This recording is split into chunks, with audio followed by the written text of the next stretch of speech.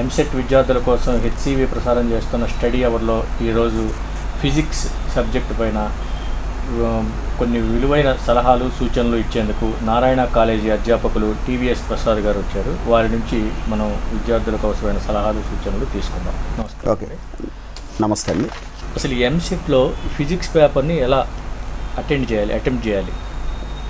First question paper చదవడంతో ఆ physics question పేపర్ని 3 రౌండ్స్లో attempt చేయడానికి ట్రై చేయాలి. ఆ 3 రౌండ్స్లో వాళ్ళు మామూలుగా ఎంసెట్ వాళ్ళు ఇచ్చే పేపరు ఎట్లాంటి వాళ్ళైనా మినిమం 15 క్వశ్చన్స్ ఆన్సర్ చేసేటట్లు ఉంటుందండి. ఆ 15 క్వశ్చన్స్ మనం అన్నీ ఒకే చోట ఉండవు. సో మనం ఐడెంటిఫై చేసేటట్లు వీలుగా చూసుకోవాలి. క్వశ్చన్ పేపర్ చదివేటప్పుడు మనం ఫస్ట్ రౌండ్లో ఆ క్వశ్చన్స్ ఎక్కడెక్కడ ఉన్నాయో సెలెక్ట్ చేసుకోగలిగేటట్లు ఉండాలి. సో ఆ ప్రాసెస్లో ఫస్ట్ రౌండ్లో ఈజీగా క్వశ్చన్ చదవడంతో ఆన్సర్ ఐడెంటిఫై అయ్యేటట్లు 15 క్వశ్చన్లు ఉంటాయి. ఆ 15 క్వశ్చన్లు మనం ఈజీగా ఇన్ టైం ఆన్సర్ చేసేయచ్చు. మిగిలినవి 2-3 కాన్సెప్ట్లు మిక్స్ చేసినవి ఉంటాయండి. అవి సెకండ్ రౌండ్లో మనం అటెంప్ట్ చేయాలి. ఇంకా థర్డ్ రౌండ్లో కొంచెం ఎక్కువ డిఫికల్టీ ఉండే ప్రాబ్లమ్స్ ఉంటాయి. అవి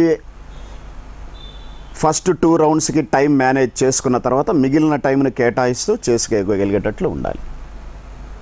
సో ఆ విధంగా క్వశ్చన్ పేపర్ని 3 రౌండ్స్ మనం ఒక 3 అటెంప్ట్స్లో 3 రౌండ్స్లో అటెంప్ట్ చేయడానికి ట్రై చేయాలి. ఆ విధంగా ఉంటుందండి. ఇప్పుడు ఈ జూనియర్ ఇంటర్ నుంచి ఫిజిక్స్లో ఏ క్వశ్చన్స్ ఎక్కువ రావడానికి అవకాశం ఉంటుంది? ఇది జనరల్గా అందరికీ వచ్చే డౌటేనండి. ఎన్ని క్వశ్చన్లు వస్తాయని. ఈ ఎంసెట్ కమిటీ అనండి లేకపోతే ఇంకోటండి, అకాడమీ టెక్స్ట్ బుక్ని బట్టి వాళ్ళకి ఇచ్చిన రూల్స్ ఏంటంటే ప్రతి చాప్టర్ నుంచి ఒక క్వశ్చన్ రావాలి. అది దాదాపు చాలా సంవత్సరాలుగా ఫాలో అవుతున్న పద్ధతి అన్నమాట ఎంసెట్లో ఫిజిక్స్ పరంగా. కాబట్టి ఇప్పుడు జూనియర్ ఇంటర్మీడియట్ చూస్తే దాదాపు 18 to 19 చాప్టర్స్ ఉన్నాయండి. కాబట్టి ఓవరాల్గా ఎంసెట్లో మన ఫిజిక్స్లో 40 క్వశ్చన్స్ ఉంటాయి. అందులో 20 questions from junior intermediate, 20 from senior intermediate ఉంటాయండి. అట్లా జూనియర్ ఇంటర్మీడియట్ ప్రతి చాప్టర్ నుంచి ఒక question, 1 question from each and every chapter will get in a main EAMCET exam. Newton's laws of motion, దీని నుంచి అసలు ఏ టైప్ ఆఫ్ క్వశ్చన్స్ రావడానికి అవకాశం ఉంది? సో ఈ న్యూటన్స్ లాస్ ఆఫ్ మోషన్ అనగానే ఏ టాపిక్ అయినా అకాడమీ టెక్స్ట్ బుక్లో ఉండే మోడల్స్ జనరల్గా ఇవ్వడానికే ట్రై చేస్తారండి ప్రతి క్వశ్చన్ పేపర్ సెట్టర్ కూడా. కాకపోతే మన కన్వీనియన్స్ కోసం ఈ న్యూటన్స్ లాస్ ఆఫ్ మోషన్ని మనం 3 టాపిక్స్గా డివైడ్ చేసుకుంటే టెన్షన్ అంటే యాట్వుడ్ మిషన్ అని ఒక ప్రాబ్లం ఉందండి, ఒక మోడల్. ఆ మోడల్లో టెన్షన్ రిలేటెడ్ ప్రాబ్లం ఒకటి, లిఫ్ట్ ప్రాబ్లం మోడల్స్ ఒకటి ఉన్నాయండి. అంటే లిఫ్ట్లో ఉన్నప్పుడు, లిఫ్ట్ పైకి వెళ్తున్నప్పుడు, కిందకు వెళ్తున్నప్పుడు యాక్సలరేషన్ తోటి, while it is going up, while it is coming down, apparent weight related problems ఉంటాయి. ప్లస్ ఇంకొకటి ఫ్రిక్షన్ ఉందన్నమాట. న్యూటన్స్ లాస్ ఆఫ్ మోషన్లోనే ఒక పార్ట్ ఫ్రిక్షన్. ఆ ఫ్రిక్షన్లో friction on horizontal surface, friction on inclined plane, ఈ 3 భాగాలుగా డివైడ్ చేసుకొని tension in the strings, lift problem, friction, ఈ 3 చాప్టర్స్ కొంచెం ప్రిపేర్ కాగలిగితే Newton's laws of motion questions attempt చేయొచ్చండి. ఇప్పుడు system of particles and centre of mass, వీటిల్లో ఏ topics మనకి ముఖ్యంగా ఇంపార్టెంట్, ఏమొస్తుంది రావడానికి అవకాశం ఉంది? ఈ సిస్టమ్ ఆఫ్ పార్టికల్స్ దాన్ని ఇంకో చాప్టర్ పేరుగా కూడా ఉంటుందండి. అదే దానికే రొటేటరీ మోషన్ అని మనము కొన్ని చాప్టర్స్ అట్లా ఇచ్చుంటారు. ఆ చాప్టర్కే ఇంకొక పేరు అనమాట. అందులో మెయిన్గా కంపల్సరీగా ప్రతి ఒక్క స్టూడెంట్ చదవాల్సిన టాపిక్ ఏమిటంటే లా of conservation of angular momentum అనే ఒక కాన్సెప్ట్ ఉన్నదండి. దాంట్లో డెఫినెట్గా ప్రాబ్లం రావడానికి అవకాశం ఉంది. ఆ లా of conservation of angular momentum అందులో I1 ω1 = I2 ω2 అని ఒక ఫార్ములా వస్తుంది అనమాట. దాన్ని రకరకాల మోడల్స్లో అడుగుతూ ఉంటారు ప్రాబ్లమ్స్. అట్లా అది ఒక టాపిక్. ఇంకొకటి రోలింగ్ మోషన్ అని ఇచ్చుంటారండి. Ring, disc, solid cylinder, solid sphere when they are rolling down on inclined plane, energy రిలేటెడ్గా ప్రాబ్లమ్స్ ఉంటాయండి. అది రెండో టాపిక్. సో ఒకటేమో law of conservation of angular momentum, ఒకటేమో rolling motion associated with energy model problems. ఇంకొకటి centre of mass, తెలుగులో ద్రవ్యరాశి కేంద్రం అంటారు. అది సెంటర్ ఆఫ్ మాస్ టాపిక్ మీద స్టాండర్డ్ క్వశ్చన్స్ ఉంటాయి. అకాడమీ టెక్స్ట్ బుక్లో వాళ్ళు బ్లూ కలర్ షేడింగ్లో ఇచ్చుంటారండి వర్క్డ్ అవుట్ ఎగ్జాంపుల్స్. ఆ వర్క్డ్ అవుట్ ఎగ్జాంపుల్స్ ప్రిపేర్ అయితే సరిపోతుంది. అవి ప్రిపేర్ అయితే ఏ మోడల్ ప్రాబ్లం ఇచ్చినా మనం ఈజీగా చేయొచ్చు ఆ టాపిక్లో. అదండి system of particles centre of mass రిలేటెడ్గా. గ్రాఫ్ మోడల్ ప్రాబ్లమ్స్ జనరల్గా ఏ టాపిక్స్ నుంచి ఏ చాప్టర్స్ నుంచి వస్తాయి? So important question. ఈ ఫిజిక్స్లో ఎంసెట్ కానివ్వండి, ఏ ఎగ్జామ్ అయినా ప్రతి స్టూడెంటు జాగ్రత్తగా ఉండవలసిన పాయింట్ ఏంటంటే ప్రతి చాప్టర్ నుంచి ఒక గ్రాఫికల్ క్వశ్చన్ ప్రిపేర్ అయ్యి వెళ్తే చాలా కంఫర్టబుల్గా ఎగ్జామ్ని అటెంప్ట్ చేయొచ్చండి. అట్లా వస్తే అందులో కొంచెం ఇంపార్టెన్స్ ఇవ్వదగలిగిన చాప్టర్స్ ఏంటంటే జూనియర్ ఇంటర్మీడియట్లో థర్మోడైనమిక్స్ అనే ఒక పార్ట్ ఉందండి. సీనియర్ ఇంటర్మీడియట్లో వస్తే ఎలక్ట్రోస్టాటిక్స్, ఇంకొక పార్ట్ మొన్న మెయిన్స్లో కూడా ఇచ్చున్నాడండి ఆ గ్రాఫ్ మీద హిస్టరిసిస్ కర్వ్ అని చెప్పేసి ఉన్నదన్నమాట. ఇట్లా ఈ thermodynamics, rotatory motion, moving charges in magnetic ఫీల్డ్కి రిలేటెడ్గా ఆ హిస్టరిసిస్ కర్వ్ అని ఉంది. దాని మీద ఈ గ్రాఫ్ ప్రాబ్లమ్స్ నేర్చుకొని వెళ్తే చాలా ఉపయోగకరంగా ఉంటుందని నా ఐడియా. ఈ థర్మోడైనమిక్స్ చాప్టర్ ఎలా ప్రిపేర్ కావాలి? ఓకే, థర్మోడైనమిక్స్ చాప్టర్ కొంచెం అప్లికేషన్ ఓరియంటెడ్ చాప్టర్ అండి. అందులో ఫస్ట్ లా ఆఫ్ థర్మోడైనమిక్స్ ఉన్నదండి. dq = du + dw అనే ఒక ఫార్ములా. దాని మీద కనీసం ప్రతి స్టూడెంటు 7 నుంచి 10 మోడల్ ప్రాబ్లమ్స్ నేర్చుకొని వెళ్తే చాలా కంఫర్టబుల్గా ఆన్సర్ చేయొచ్చు. ఆ dq = du + dw రిలేటెడ్గా CP, CV, diatomic gas, monoatomic gas, triatomic, ఇట్లా వాటి యొక్క గామా వాల్యూసు, సిపి/సివి వాల్యూసు నేర్చుకొని వెళ్తే ఆ dq = du + dw ప్రాబ్లమ్స్ కొంచెం కంఫర్టబుల్గా చేయొచ్చు. అదొకటండి థర్మోడైనమిక్స్. రెండోది అందులోనే ఇందాక అడిగారు క్వశ్చన్ ఒకటి, గ్రాఫ్ ప్రాబ్లమ్స్ ఎట్లా చేయాలి అని. ఆ గ్రాఫ్ ప్రాబ్లమ్స్ని ఈ థర్మోడైనమిక్స్ చాప్టర్లో ఇండికేటర్ డయాగ్రామ్స్ అని పేరు పెట్టారనమాట. ఇండికేటర్ డయాగ్రామ్స్ అంటే ప్రెషరు, వాల్యూము రిలేటెడ్గా గ్రాఫ్స్ గీచి ఆ గ్రాఫ్స్ ఇస్తారనమాట. ఆ గ్రాఫ్స్లో ఆ గ్రాఫ్ యొక్క ఏరియాని బట్టి work done, internal energy, total heat energy supplied, ఆ రిలేటెడ్ ప్రాబ్లమ్స్ నేర్చుకొని వెళ్ళాలండి. కంపల్సరీగా నేర్చుకొని వెళ్ళాలి. అది థర్మోడైనమిక్స్లో గ్రాఫ్, పీవీ డయాగ్రామ్స్ అనే పేరుతో ఉంటాయి. అవి కంపల్సరీగా నేర్చుకొని వెళ్ళాలి స్టూడెంట్. ట్రాన్స్మిషన్ ఆఫ్ హీట్ ఈ చాప్టర్లో జనరల్గా ఏ టాపిక్స్ మీద ఫోకస్ పెట్టాలి? ఓకే, ఈ transmission of heat academy text బుక్లో కూడా 3 పార్ట్లుగా ఉంటుందండి. ఇది heat conduction, thermal radiation, Newton's law of cooling అని 3 రకాలుగా ఉంటుంది. ఈ థర్మల్ కండక్షన్లో 2 rods in series, 2 rods in parallel, అంటే సిరీస్లో కనెక్ట్ చేసినప్పుడు, ప్యారలల్గా కనెక్ట్ చేసినప్పుడు వాటి గుండా ఫ్లో అయ్యే heat energy, rate of flow of heat energy problems కొన్ని నేర్చుకోబోవాలి.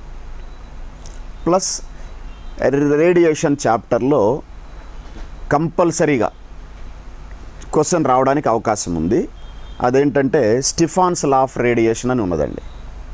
ఆ స్టిఫాన్స్ లా ఆఫ్ రేడియేషన్ మీద ఒక ప్రాబ్లం, రేషియో కంపారిజన్ ఇస్తాడనమాట. ఒక బ్లాక్ బాడీ ఒక టెంపరేచర్ దగ్గర ఉండి ఇంకో బ్లాక్ బాడీ ఇంకో టెంపరేచర్ దగ్గర ఉంటే అవి రెండు రేడియేట్ చేసే rate of radiation energies rate అడుగుతాడనమాట. అది ఒక మోడల్ నేర్చుకొని వెళ్ళాలి. ఇంకొకటి న్యూటన్స్ లా ఆఫ్ కూలింగ్ ఉన్నదండి.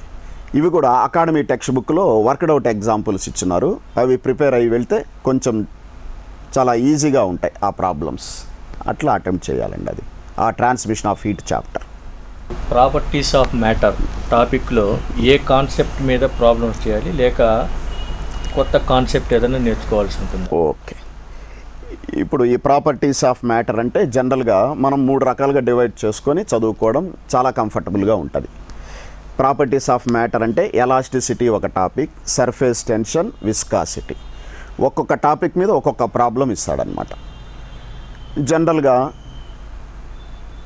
ఈ elasticity chapter Young's modulus, poison ratio మీద ఒక 4-5 ప్రాబ్లమ్స్ ప్రిపేర్ అయ్యి వెళ్ళాలి.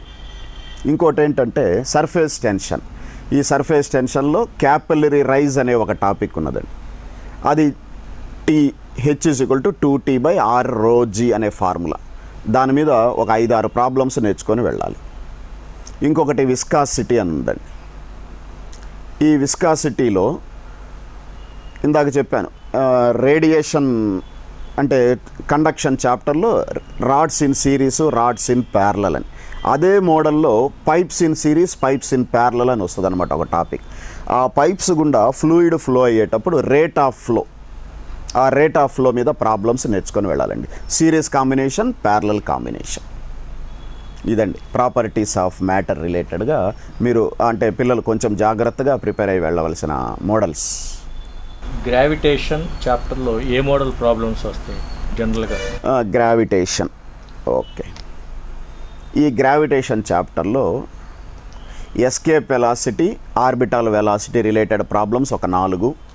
కొంచెం ఇంకా ఇంట్రెస్టెడ్గా ఉండే స్టూడెంట్స్, అంటే ఇంకా ఎక్కువ మార్కులు స్కోర్ చేసుకోవడానికి, అంటే టాప్ ర్యాంక్స్లో ఉండడానికి ట్రై చేసే స్టూడెంట్స్, ఎనర్జీ ఆఫ్ శాటిలైట్స్ అని, శాటిలైట్స్ ఎర్త్ సర్ఫేస్ నుంచి వేరే ఆర్బిట్స్, హైట్స్లోకి పంపించాలి అంటే ఎంత వెలాసిటీ ఇవ్వాలి, ఏ హైట్కి వెళ్తాయి, దీని ఎనర్జీ రిలేటెడ్గా ఒక ప్రాబ్లం ఉందండి.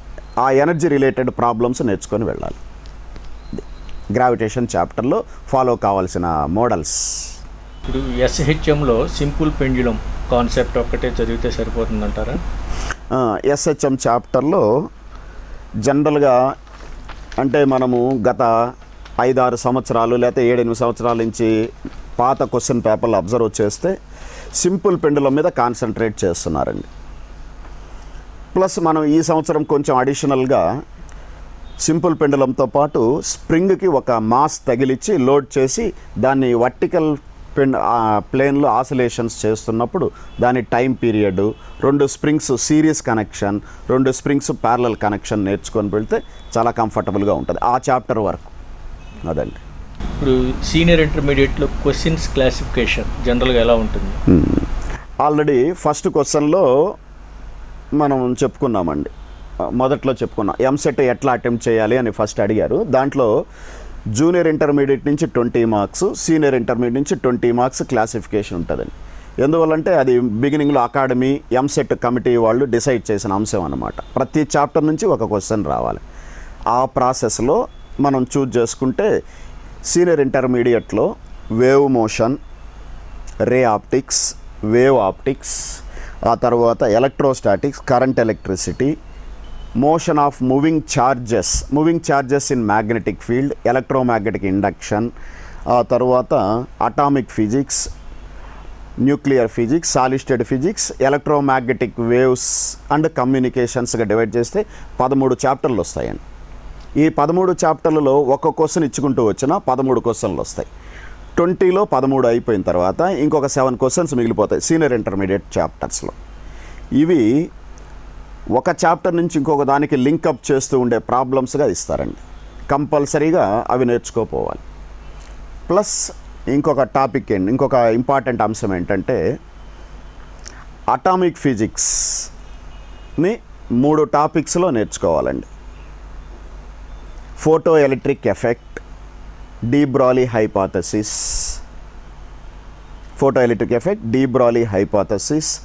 అండ్ దెన్ బోర్ మోడల్ అని 3 రకాలుగా నేర్చుకుంటే 3 క్వశ్చన్లు గ్యారంటీగా ఇస్తారండి.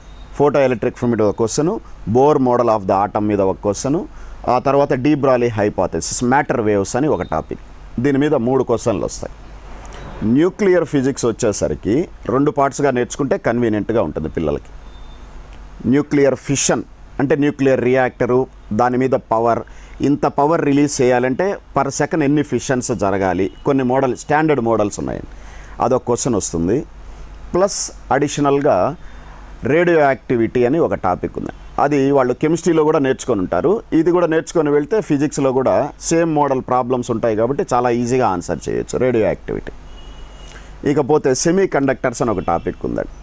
అందులో Zener diode, PN junction diode model మీద కొన్ని ప్రాబ్లమ్స్, ట్రాన్సిస్టర్, ఆ తర్వాత లాజిక్ గేట్స్.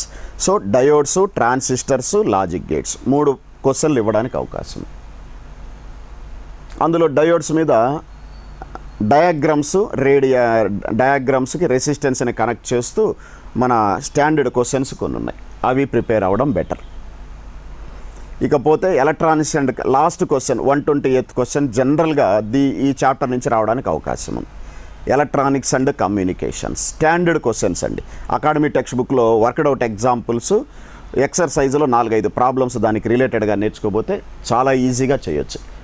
అట్లా ఈ సీనియర్ ఇంటర్మీడియట్లో లాస్ట్ 3 చాప్టర్స్ నుంచే 8 క్వశ్చన్స్ దాకా వస్తాయండి.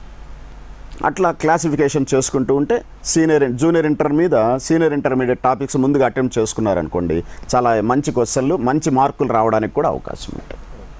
అదండి sir. Thank you very much for giving you valuable tips to our students. Okay, welcome అండి.